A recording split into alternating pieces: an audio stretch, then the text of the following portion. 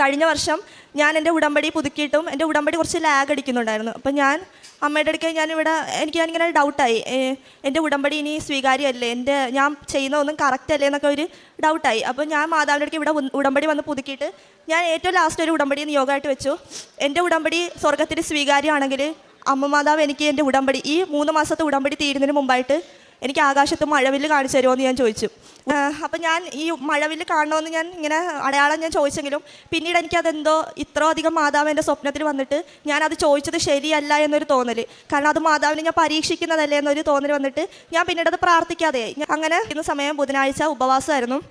അപ്പം ഞാൻ ഫ്രണ്ട്സ് എല്ലാവരും ഫുഡ് കഴിക്കാൻ പോയ സമയത്ത് ഞാൻ കൊന്തയെല്ലാം തുടങ്ങി.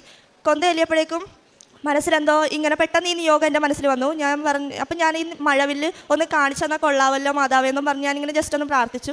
പ്രാർത്ഥിക്കുന്ന കുറച്ച് പിള്ളേർ ദേടി മഴവില്ലെന്നും പറഞ്ഞുകൊണ്ട്